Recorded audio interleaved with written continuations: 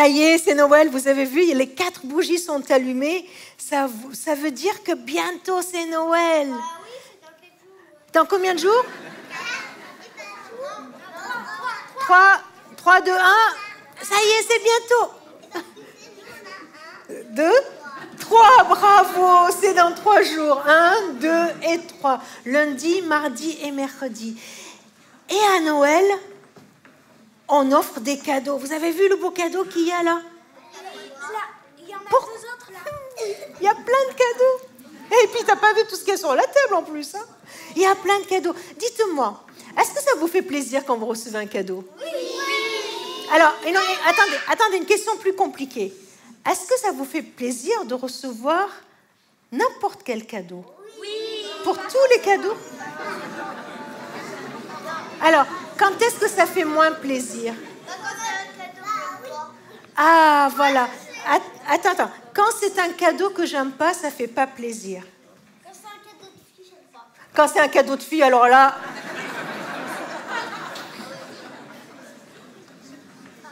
Des fois, on aime les cadeaux qu'on reçoit et des fois, on n'aime pas. Vous savez, c'est pareil pour nous, les adultes. Encore, je crois que les enfants, ils aiment leurs cadeaux beaucoup plus que nous parce qu'ils sont trop contents de recevoir des cadeaux. Nous, les adultes, on prend les cadeaux et quand ça ne nous plaît pas, vous savez ce qu'on se dit? On dit « Oh, c'est l'intention qui compte. » Et puis, allez, on va recevoir des cadeaux. On va se dire « Bon, ben, j'attendais autre chose, j'ai reçu ça. » Et puis des fois, on se dit « Mince, je vais le mettre où dans mes placards? C'est déjà, mes placards sont remplis. Qu'est-ce que je vais en faire ?» Il y a des cadeaux, on est trop content de les recevoir parce qu'on les attendait, parce qu'ils nous plaisent. Et d'autres, on ne sait pas trop quoi en faire, on ne sait pas trop où les mettre. Est-ce que vous savez pourquoi on s'offre des cadeaux à Noël? Oui. Pour fêter la naissance de Jésus. Pour fêter la naissance de Jésus. C'est aussi parce que quand il y avait les rois mages, les enfants avaient cadeaux à Jésus. Dans l'histoire de Noël, les rois mages ont amené des cadeaux. Je répète à haute voix pour que tout le monde entende, hein, c'est juste pour ça. Mais oui, il y a une histoire de cadeaux avec Noël, parce que les mages, ils ont apporté des cadeaux à Jésus. Mais écoutez bien la raison principale pourquoi à Noël on fait des cadeaux.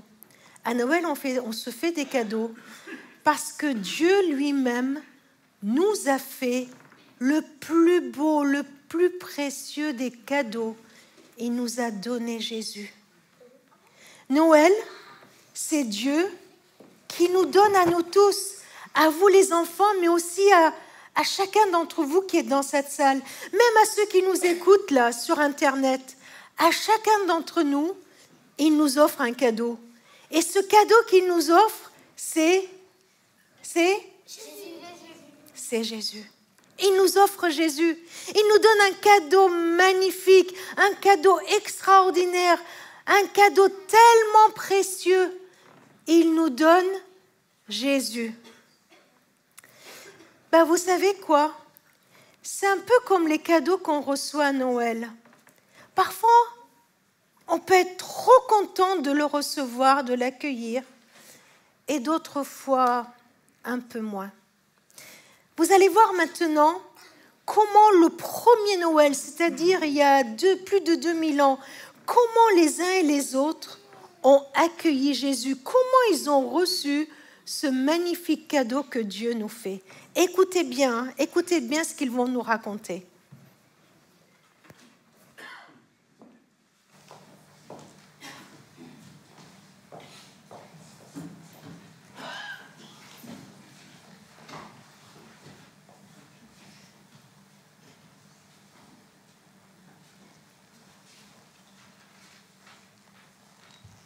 Et je sais pas si j'ose.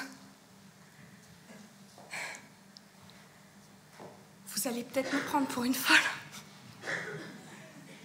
Au village, je sais que tout le monde me connaît. Je m'appelle Marie. Et je vais bientôt me marier avec un gars génial. C'est le charpentier du village. Enfin, s'il veut bien de moi après tout ce qui vient de m'arriver.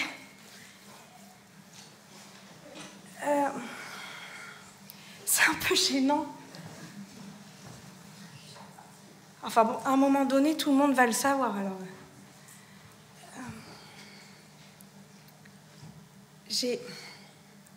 Il m'est arrivé un truc. Dans ma chambre, un ange. Ça va, vous me prenez pas trop pour une folle? Non, ça va. Un ange. Je sais pas si vous imaginez un ange. Pour moi, Marie, petite Marie. Et juste moi. Pour me dire un truc incroyable. Un ange qui me parlait au nom de Dieu et qui me disait « Mais Marie, Dieu t'a choisi. Il t'a choisi pour une mission toute spéciale. Il veut te montrer son amour comme il ne l'a jamais montré à personne. » Ouh là là, ça, je m'y attendais pas trop. Il veut te montrer son amour et tu vas avoir un fils.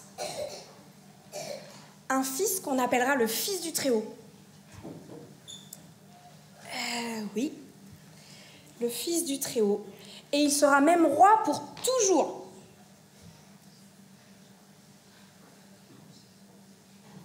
Alors là, il y a quand même un détail technique, Seigneur. Je vais bientôt me marier, mais je ne suis pas encore mariée. Alors le bébé, il va arriver comment? Et je lui ai demandé, je lui ai dit, mais comment tu vas faire? J'ai osé. Et là, on m'a répondu un truc encore plus incroyable. On m'a dit, le Saint-Esprit descendra sur toi, il te couvrira de son ombre et tu attendras un enfant. Cet enfant, tu l'appelleras Jésus. Ah, j'ai pas le choix du prénom, mais bon. Jésus. Et cet enfant, il sera le Fils de Dieu.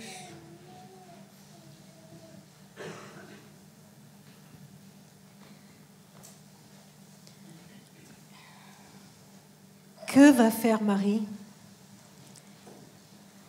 Est-ce qu'elle va croire à ce que l'ange vient de lui dire?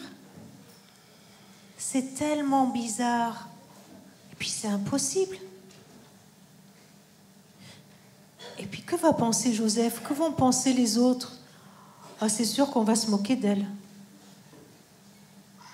Personne ne croira à l'histoire de l'ange. Oh là là, mais c'est bien compliqué tout ça. Pourtant, elle a bien entendu. L'ange lui a bien dit que Dieu veut lui montrer son amour d'une façon bien particulière. Il veut lui montrer qu'il l'aime, elle, la petite Marie. Et ce bébé serait le Fils de Dieu, un grand roi. Est-ce que ça va vraiment se passer? Est-ce que Marie va pouvoir faire confiance à ce Dieu et oser accueillir Jésus?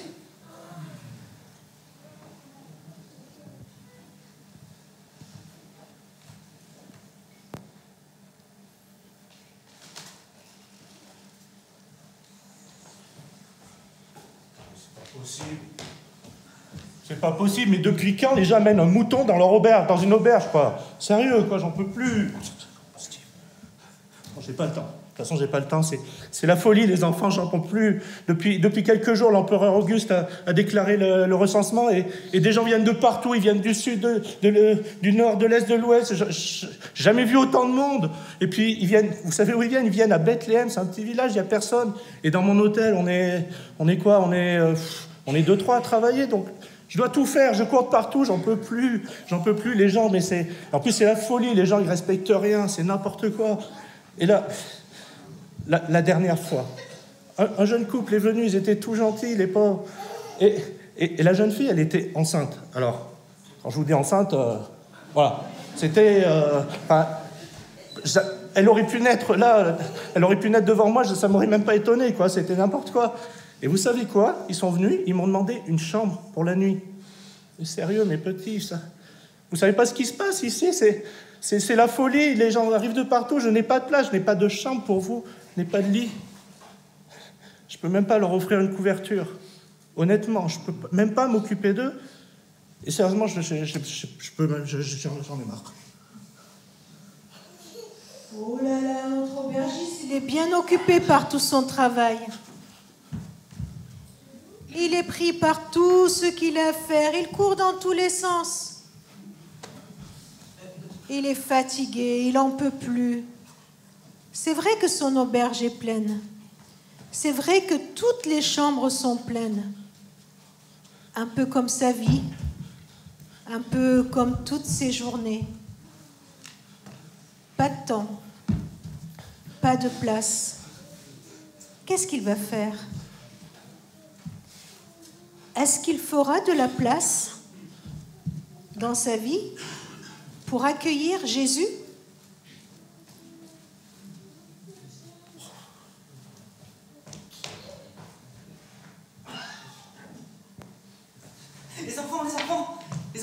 Les amis, je suis Azaël, je suis berger.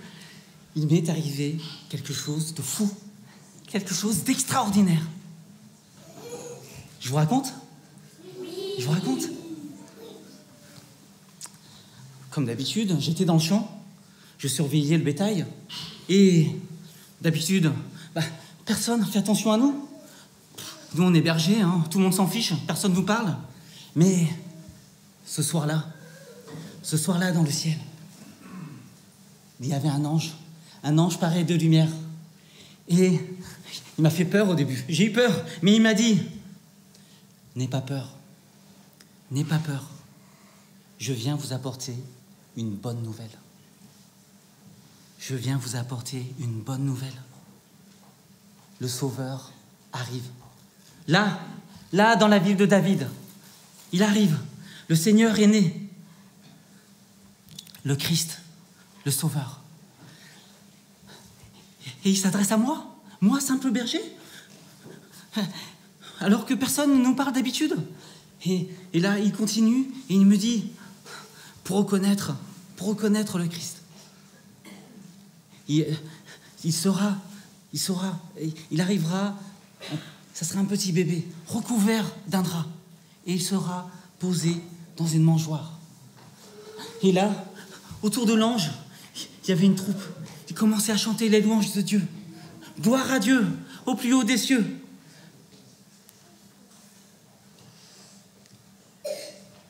Alors, que va faire ce berger? Est-ce qu'il va croire à ce que les anges lui ont dit? Est-ce qu'il va accueillir Jésus?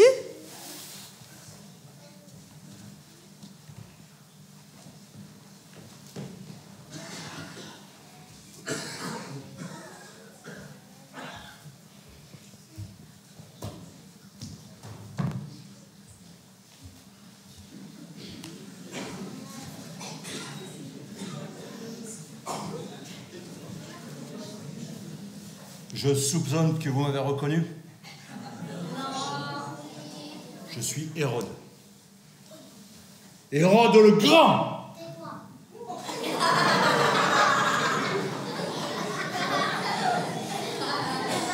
Attention, je suis roi de Judée, roi des Juifs.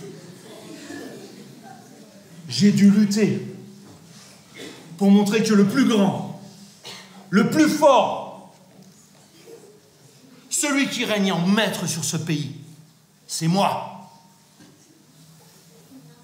Et personne d'autre.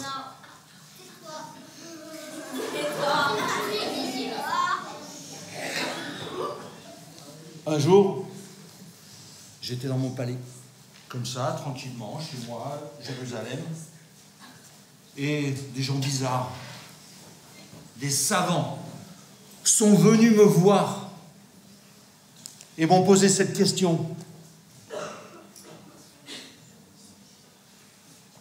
Où est le roi des Juifs qui vient de naître? Quoi? Le roi des Juifs, c'est moi! C'est moi et personne d'autre! Si, ça va être Jésus. Comment ça, un roi va naître? Alors là, j'étais en colère, hein. Je peux vous dire que j'étais en colère. J'avais bien entendu dire, à un moment donné, que les prophètes avait parlé d'un Messie qui allait venir, d'un Seigneur, d'un... Comment ils ont dit déjà? D'un envoyé de Dieu qui allait venir pour régner, pour apporter la paix. Enfin, bref, ce type de discours, quoi. Alors moi, j'ai convoqué tous les chefs des prêtres et ceux qui sont spécialistes en écriture. Et je leur ai posé la question. Où est-ce que le Messie va naître? Alors ils m'ont dit à Bethléem en Judée. Ils m'ont dit à Bethléem en Judée.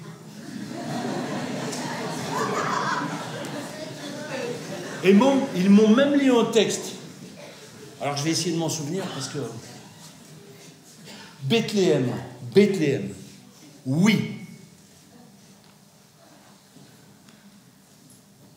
De toi viendra un chef. De chez toi viendra un chef. Et il sera le berger de mon peuple, Israël. Ah! Alors là, j'étais vraiment en colère. Oh là là, il n'est pas content, Hérode. Pas content du tout. Il se doutait bien que si Dieu envoie Jésus, son Messie, sur terre, ce ne sera pas n'importe qui. Il se doute bien que ce Jésus est roi, plus grand que tous les autres rois. Eh oui, un rival, un concurrent. Il a peur que Jésus prenne sa place, il a peur que Jésus prenne sa couronne. Et si Jésus est roi, alors il ne manquerait plus qu'à Hérode que de se soumettre à lui, d'obéir à Jésus. Oui, même le roi Hérode doit obéir à Jésus. Que va faire Hérode? Va-t-il accueillir Jésus?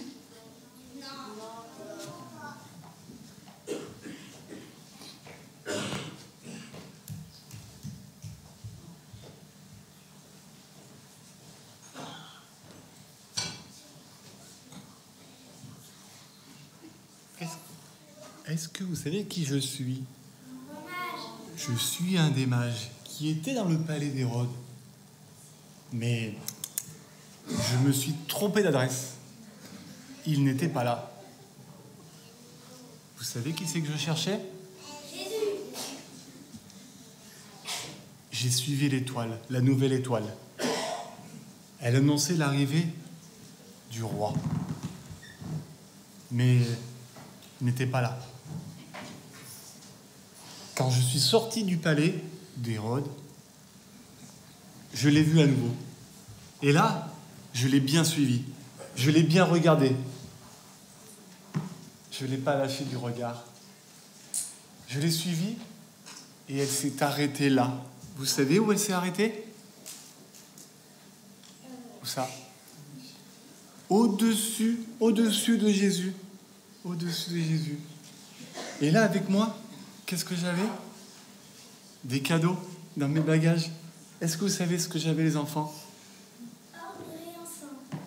De l'or, de l'encens et de la myrrhe.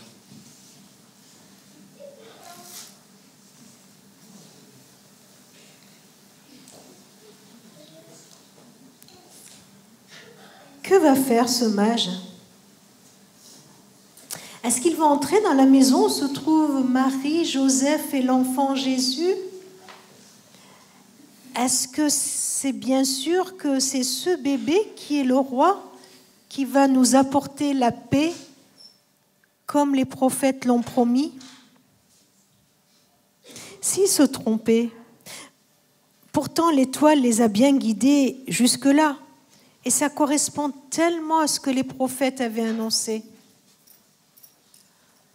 Oui, mais si Hérode l'apprend, s'il apprend que les mages ont reconnu Jésus comme roi et qu'ils lui ont offert ses trésors, alors là, il va se mettre en colère, mais cette fois contre eux. Et si Jésus est roi? Ah oui, il mérite bien qu'on se mette à genoux devant lui pour lui obéir. Et tant pis pour Hérode, tant pis pour ses menaces. Que va faire le mage? Il va accueillir Jésus?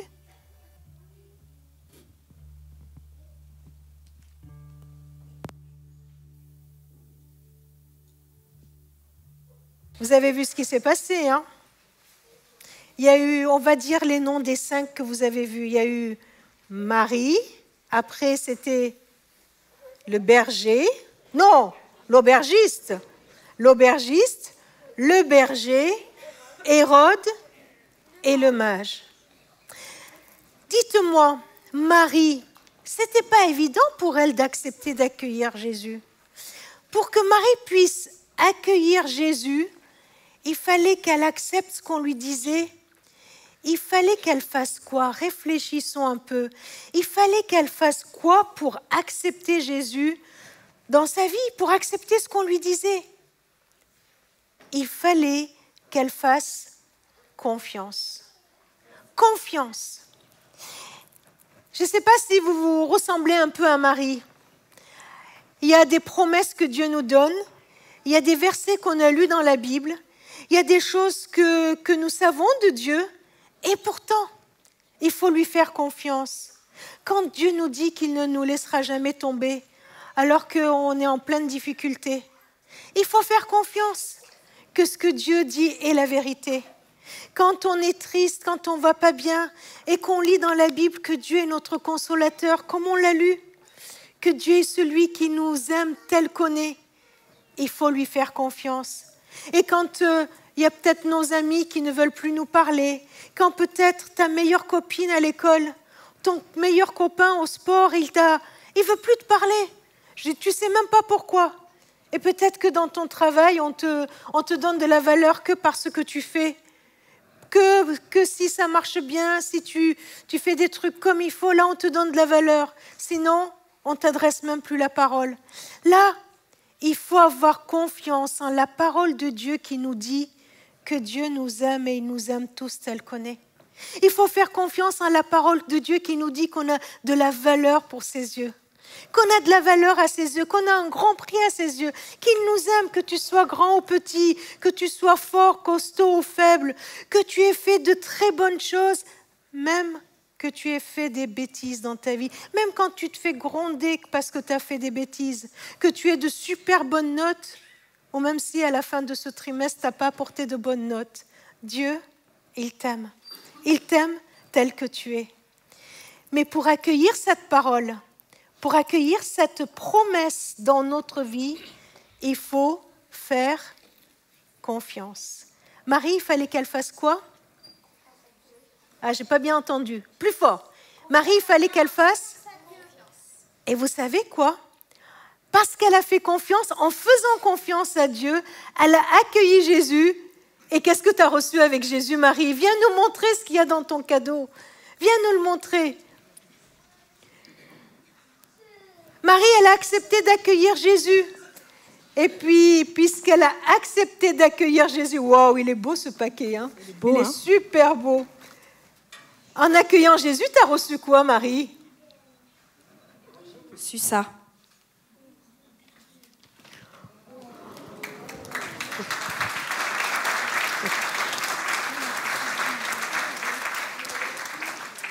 À votre avis, c'est quoi ça? Un cœur qui veut dire quoi alors? Je t'aime. Exactement. J'ai reçu l'amour de Dieu pour moi, mais encore plus grand que ça, au travers de la vie de Jésus, j'ai vu tout l'amour que Dieu avait pour chacun d'entre nous. Waouh, merci Marie. Tu as bien fait d'accueillir Jésus. Alors berger, toi qui as couru pour aller voir Jésus qui venait de naître, tu l'as accueilli Jésus dans ta vie.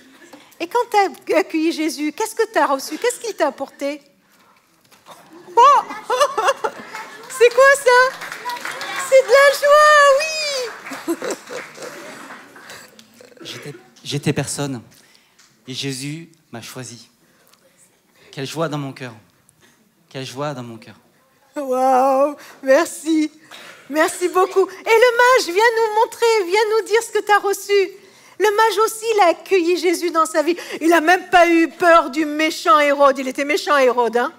Il n'a même pas eu peur de lui. Il a accepté d'accueillir Jésus. Waouh! Alors là, c'est quoi votre avis? Alors une colombe, ça nous fait penser à quoi? Ah oui, à Noé, t'as raison. Et à la paix. J'ai reçu la paix. L'amour, la joie et la paix.